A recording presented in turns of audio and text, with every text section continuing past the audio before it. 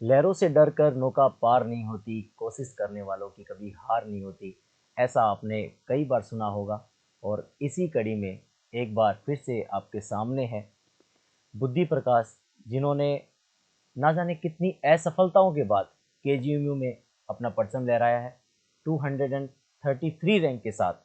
और जैसा कि आपके सामने बुद्धिराम बैठे भी हैं और बताएंगे अपनी सफलता की कहानी कि किस तरह से ना जाने कितनी असफलताओं के बाद भी उन्होंने हार नहीं मानी और लगातार अपने प्रयासों को बरकरार रखा और आज सफलता के मुकाम पे हैं। स्वागत आपका बुद्धिराम। आपने बहुत अच्छी रैंक के साथ केजीएमयू के अंदर सिलेक्शन लिया है। जी सर। और आप डीएमएस के स्टूडेंट रहे हैं। आपने शुरुआत से बहुत मेहनत की थी। हम सब टीचर्स का पहले भी आप पे भरोसा था कि आप किसी न किसी दिन एक ना एक एग्जाम में सिलेक्ट हो जाएंगे। तो आज हमारे बच्चे आपसे जानना चाहेंगे आपका परिचय, आपका इंट्रोडक्शन, और आपने कौन कौन से एग्जाम दिए और कहाँ कहाँ पे आपको असफलताएं मिली और अंत में जाकर के आज आप केजीएमयू के अंदर है। राइट, बताइए बुद्धिराम। सर मैंने BSc nursing JSCN Jaipur hospital college of nursing से की थी। 2020 में मैं पास आउट हुआ। उसके बाद में मैंने तैयारी कंटिन्यू की डीएमएमएस के साथ। उसके बाद मेरा जिपमर में हुआ। मैं डीवी भी करवाया वहाँ पर मेरा स्किल टेस्ट अच्छा नहीं हुआ तो मेरे को वहाँ से निकाल दिया। जिपमर आपने पौंडीचेरी का एग्जाम दिया था। पांडिचेरी वाला। पौंडीचेरी के अंदर आपने रिटन पास कर लिया था। जी सर। उसमें स्किल टेस्ट में आपका क्या, वहाँ पे क्या रहा? वहाँ पे स्किल टेस्ट आपका अच्छा हुआ था? सर अच्छा हुआ था पर मैं मेरिट में नहीं आ पाया वहाँ पर। मेरिट लिस्ट में आप नहीं थे। देन आगे आपने कौन कौन से एग्जाम्स दिए वो हमारे बच्चे जानना चाहेंगे कि मैंने जब शुरुआत ही करी है कि आपने ना जाने कितनी असफलताएं दी है। असफलताओं का मतलब ये नहीं कि आपने प्रयास नहीं किया, आपने प्रयास बखूबी किया है। बस सामने मंजिल थी, उससे एक या दो कदम आप पीछे रह गए, उसके बाद भी आपने हार नहीं मानी और अब आप सिलेक्शन के उस द्वार पे हैं जहाँ पे अब आप शायद कोई भी एग्जाम दें, जैसा हमारा भरोसा है वहाँ पे आप सिलेक्ट होकर के दिखाएंगे। जैसे आपकी पहली सफलता है केजीएमयू के अंदर। मैं आपसे शुरुआत से जानना चाहूँगा कि आपने नोट सेट के एग्ज़ाम कौन कौन से दिए, उसके बाद में आपने जिपमर का एग्ज़ाम भी दिया, और कहाँ कहाँ पे क्या क्या स्कोरिंग रहा, कहाँ कहाँ पे आप थोड़ा थोड़ा असफलताओं से मतलब वंचित रहे थे, वहाँ पे आप बताइए जरा।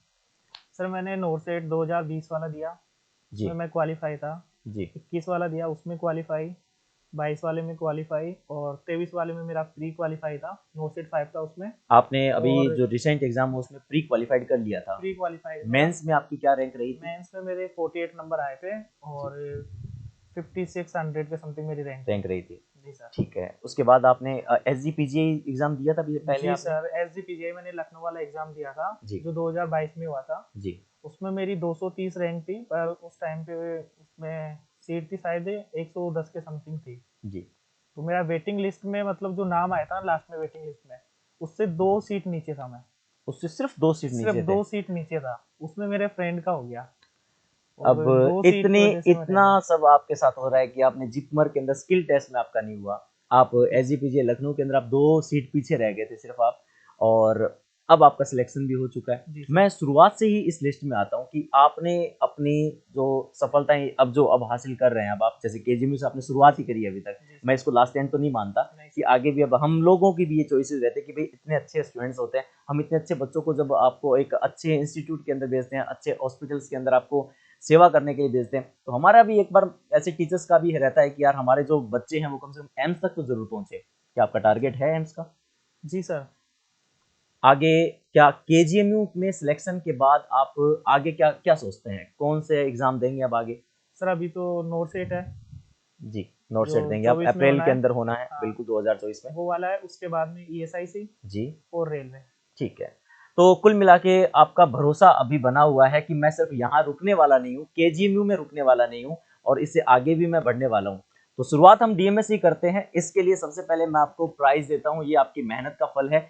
और ये बच्चों के सामने सिर्फ और सिर्फ ये बात है कि बच्चे ने वाकई मेहनत की है, और इस मेहनत का परिणाम आज आप सबके सामने है कि ये डीएमएस के इतने बड़े बड़े प्लेटफॉर्म के ऊपर आपके सामने है, हमारे साथ है।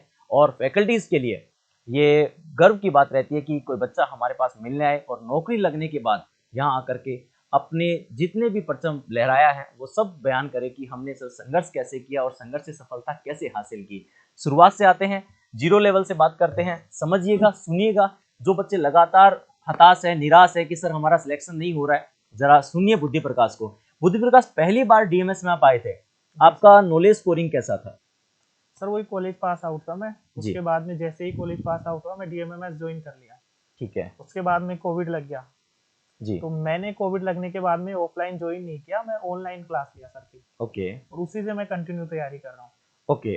डीएमएस में आप, इसका मतलब आप ऑफलाइन भी रहे हैं और ऑनलाइन भी स्टूडेंट रहे जी हैं। सर। ऑनलाइन में आपने सारी फैकल्टी से पढ़ाई की है, सभी जी सर। फैकल्टी से बहुत अच्छा से आपने पढ़ा होगा।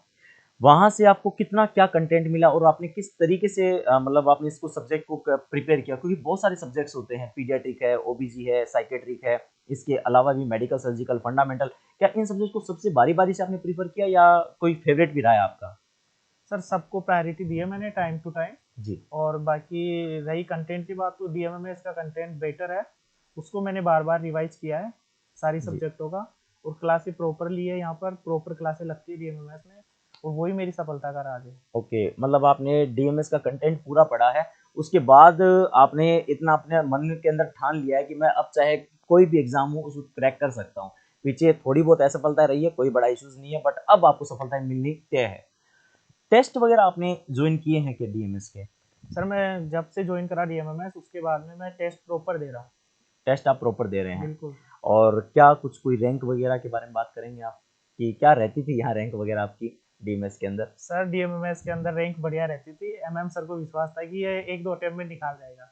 अच्छा, पर हाँ। एमएम सर को वैसे ना कम विश्वास होता है। वहाँ पे ना बच्चे जो बैठते हैं ना, वो कुल मिला के जो लकी बच्चे होते हैं उनको डायरेक्टली बोलते हैं कि बेटा तू नौकरी लग के जाएगा। मैंने भी ऐसे कई बार सुना है कि एमएम सर क्लास में किसी एक बच्चे को उसके क्वेश्चन आंसर देने की लिहाज से पहचान जाता है कि ये बच्चा नौकरी लग सकता है, तो उसके ऊपर पूरा फोकस बना देते हैं। क्या सही है? सही है सर, बिल्कुल मेरे साथ भी यही था। उनको जी। विश्वास था कि ये निकाल जाएगा, निकाल जाएगा। पर किस्मत की वजह से मतलब थोड़ा बहुत आप आगे एक दो पीछे रहे रैंक हैं। एक दो रैंक बस। जी, जी, जी। और अब आप सेलेक्ट हो चुके हैं बिल्कुल। और रुकना तो अभी भी नहीं है। तो कुछ वो बातें जो हमारे बच्चे आपसे जानना चाहेंगे कि क्या सफिशिएंट है, कंटेंट सफिशिएंट है, बिल्कुल उसके सर। बाद क्या क्वेश्चन प्रैक्टिस ज़रूरी है? इन सब बातों पे एक बार फोकस डालिए। सर मैं बात करूँ कंटेंट की, तो कंटेंट डीएमएमएस का बेटर है। कुछ और पढ़ने की ज़रूरत नहीं है? नहीं, सफिशिएंट है। सफिशिएंट है। इसके बियॉन्ड आप कोई भी एग्ज़ाम क्रैक कर सकते हैं, चाहे वो सेंट्रल गवर्नमेंट का है, चाहे वो स्टेट गवर्नमेंट का है, चाहे सीएचओ का एग्ज़ाम है। आपको एक तैयारी के साथ सारे एग्ज़ाम क्रैक करने को मिल सकता है, इतना कंटेंट है डीएमएस के पास। बिल्कुल सर, डीएमएमएस के जो नोट्स है उनको रिवाइज करते रहें, जी। वो सफिशिएंट है हर एग्जाम के लिए, चाहे से आप विदेश की तैयारी करो चाहे से अपने देश की करो, अरे क्या बात है! सफिशिएंट है। मतलब अब आप एंक्लेक्स आरएन पे भी बात कर रहे हैं, राइट? बिल्कुल कह सर। रहे हैं कि भाई इतना कंटेंट यहाँ दे दिया जाता है कि आप चाहे स्टेट गवर्नमेंट की करें, सेंट्रल गवर्नमेंट की करें, सीएचओ की करें, इसके अलावा फॉरेन कंट्री के लिए अगर आप तैयारी कर रहे हैं तो ये कंटेंट बेस्ट है। बिल्कुल सर। राइट। तो बच्चे आते हैं, अक्सर कहते हैं कि सर कंटेंट में दम है और कंटेंट इतना ज़बरदस्त तरीके से दिया जाता है कि हमें कुछ और देखने की ज़रूरत नहीं होती। ये बच्चे कहते हैं, और जैसा कि बुद्धि प्रकाश भी कह रहे हैं कि भाई मैंने कंटेंट इतना अच्छे से पढ़ लिया था कि मुझे पूरा विश्वास था कि आज नहीं तो कल सिलेक्ट हो जाऊंगा। हताश नहीं हुआ, निराश नहीं हुआ। बच्चा इतना पास आकर के हाथ खड़े कर देते कि नहीं यार अब मुझसे नहीं होगा, बट इसने संघर्ष जारी रखा है और अभी भी कह रहे हैं कि मैं संघर्ष जारी रखूंगा। क्यों बुद्धिराम?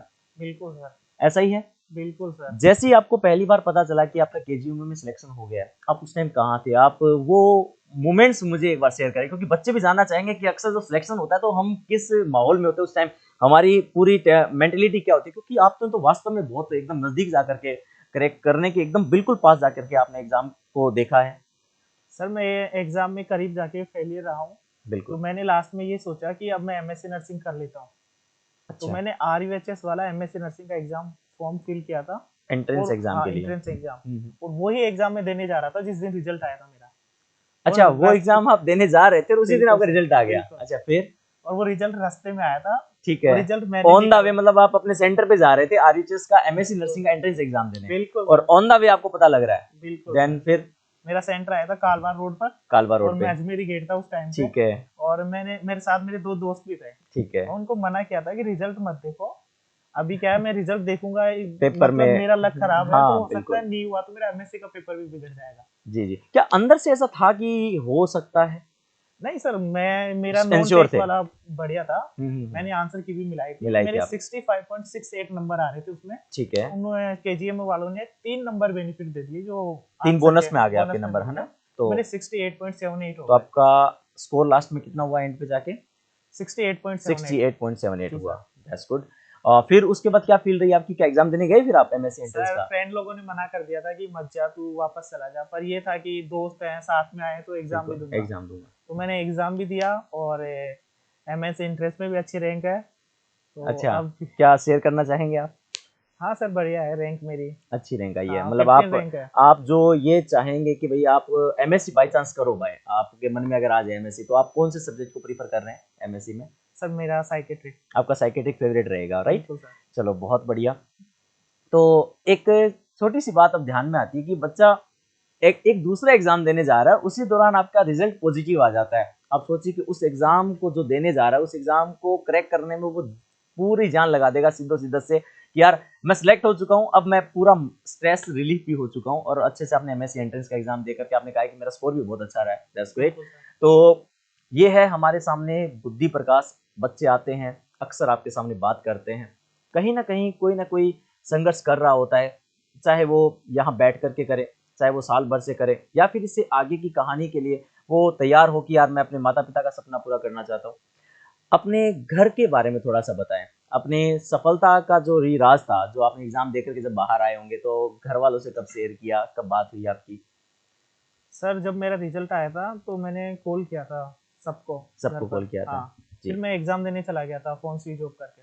अच्छा। फिर अच्छा, वापस एग्जाम से आया। पहले आपने बता ही दिया था सबको कि हाँ मैं नहीं। सेलेक्ट हो चुका हाँ हूँ? मेरे को टाइम मिल गया था, टाइम मिल गया था ड्यूरेशन आपको, एक दो ओके। घंटे का मिल गया था। ठीक है। तो मैं बता दिया था घर पर। ठीक है। फिर जब मैं बाहर निकला एग्जाम देके तो मतलब रिलेटिव्स और घर वालों का सबका फोन आया हुआ था। ओके, वो दैट्स बोल रहे ग्रेट। थे, फिर मैं फोन ऑन किया तो कि आपने फोन क्यों नहीं उठाया। जी। तो बोला मैं एग्जाम दे रहा था एमएससी का। तो बोले अब तो हो गया, अब एग्जाम का क्या मतलब है। नहीं, हमें रुकना नहीं होता है, आगे बढ़ना यस होता है, यही बुद्धि प्रकाश ने ठान लिया। वरना बच्चे क्या होते हैं, बीच में एग्जाम भी छोड़ भी आते हैं कि नहीं यार अब तो हो चुका है, हम यही रुक जाते हैं। और बुद्धि प्रकाश ने वैसे भी कहा है कि मेरा टारगेट यहाँ रुकना नहीं है, मुझे और आगे जाना है, राइट? बिल्कुल आप सर। नोट सेट भी क्रैक करना चाहते हैं, आगे ईएसआईसी की वैकेंसी आ रही है, आरआरबी की वैकेंसी आ रही है, उसको भी क्रैक करना चाहते हैं। तो यही एक सफलता का राज रहता है कि बस आप लगे रहें, अथक प्रयास के साथ लगे रहें, एक अच्छे कंटेंट के साथ तैयारी करें, एक अच्छी गाइडलाइन के साथ तैयारी करें, जो कि आपको डीएमएस प्रोवाइड करवाता है। ऐसा मेरा मानना है, और इवन कि बिल्कुल बच्चों सर। का भी मानना है कि जब यहाँ बच्चे एक छत के नीचे सारी फैकल्टीज देखते हैं, तो उनको खुद को अपने आप को लगता है कि यार हमें सारे कंटेंट बेस्ट मिल रहे हैं। डीएमएस में शुरुआत में कौन से सब्जेक्ट से लेके कहाँ से सब्जेक्ट तक पढ़ाई होती है, क्योंकि एक सीक्वेंस चलता है, राइट? बिल्कुल सर। जैसे मान लो एनाटॉमी से शुरुआत करें, या फिर फंडामेंटल से शुरुआत करें, क्या ये पैटर्न सही है? हाँ सर, डीएमएमएस में पहले उन सब्जेक्टों को उठाया जाता है जो जैसे नोट सेट है वो प्रीफर करता है क्वेश्चन उठाना। जी जी जी। पहले उन सब्जेक्टों को कंप्लीट करवा देते हैं, फिर जो बेसिक क्वेश्चन आते हैं, दो चार क्वेश्चन आते हैं, उन सब्जेक्टों को करवाते हैं और पूरा सिलेबस करवाते हैं। जी, मतलब बेस आपका पहले क्लियर कर दिया जाता है। मेडिकल बिल्कुल सर। सर्जरी को पढ़ने के लिए आपको एनाटॉमी, फंडामेंटल और फार्मा तीनों सब्जेक्ट चाहिए, जो कि शुरुआत में पहले डीएमएस में यहीं से शुरुआत होती है, राइट? बिल्कुल सर, सबसे पहले एनाटोमी पढ़ाई जाती है। एनाटॉमी पढ़ाई जाती है, उसके बाद में आपकी फंडामेंटल, और हाँ। साथ के साथ आपकी फार्मेकोलॉजी, प्लस साथ के फार्मा, साथ आपकी एमएसएल। ओबीजी, है ना? एमएसएल ये ओबीजी। सारे सब्जेक्ट आपको जो बेस क्लियर करने वाले सब्जेक्ट है वो पहले करवाए जाते हैं, जिसके बाद बच्चा अपने आप में ही अपना फील करता है कि सर हमने बहुत कुछ गेन कर लिया है। हाँ सर, उनमें कॉन्फिडेंस आ जाता है एक कि कॉन्फिडेंस आ मैं जाता है, निकाल हम दूंगा कर एग्जाम। सकते हैं, हम हाँ। कर सकते हैं। और फिर प्रॉपर टेस्ट लेते हैं ना टाइम टू टाइम पे। उससे तो उनको हमारा हाँ, इवोल्यूशन तो होता है। इवेल्युएशन हो जाता है और उनको पता चल जाता है कि क्वेश्चन किस टाइप के फ्रेम होंगे। बहुत बढ़िया। तो इस हिसाब से। हमारे बच्चों को वो बताएं जो आप एक सफलता का राज मानते हैं। कुछ ऐसा बताएं जो बच्चे आपको देख करके यूं सोचे कि यार हम भी ऐसा कुछ करें जिससे हम सेलेक्ट हो जाएं आगे। सर सफलता का राज यही है कि कंटिन्यू मेहनत करते रहो। जी। मैं तो मतलब आधे आधे नंबर, एक एक नंबर से रहा हूँ। एक एग्जाम में नहीं, कम से कम 8-10 एग्जाम है। दोनों ही एसजीपीजीआई वाले में, जीएमसीएच वाले में, जिप्पर वाले में, उसके बाद में बीसीआईएल वाला था उसमें। और मैंने तो डीवी भी करवाए 3-4 जगह। पर बिल्कुल। वो ये मेरिट में रह जाता हूँ मैं।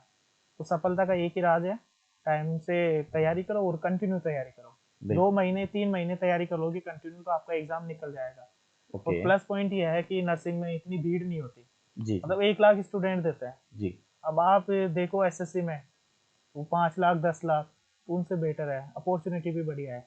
जी। तो टाइम बिल्कुल। प्रॉपर। डीएमएस में संघर्ष से लेकर के सफलता तक की कहानी रची जाती है। हजारों स्टूडेंट्स आते हैं, हजारों बच्चे सिलेक्ट हो जाते हैं। हर एम्स में डीएमएस का बच्चा बैठा हुआ है, अगला नंबर आपका हो सकता है। बुद्धि प्रकाश ने आज हमारे सामने अपने केजीएमयू की सफलता का राज रखा है, तो हम इनके बेहतर फ्यूचर के लिए ये भी कामना करते हैं कि जल्द से जल्द ये आपके सामने नोट सेट में सिलेक्शन लेकर के आए, ईएसआईसी में सिलेक्शन लेकर के आए। जो इनका और बड़ा सपना है, जो ये चाहते हैं कि मैं एम्स के द्वार पे जाके पहुंचूं और वहां जाकर के अपने बच्चों को मोटिवेट करूं और बताऊं उनको कि एक एक नंबर से रहने के बाद भी सफलता का इतिहास कैसे रचा जाता है डीएमएस में। तो बच्चे, ये थी आज बुद्धि प्रकाश की कहानी। अगली कड़ी में फिर एक नए टॉपर के साथ मिलेंगे। तब तक के लिए धन्यवाद, शुक्रिया, नमस्कार, आदाब, सत श्री अकाल। Thank you to all. Bless you बच्चे।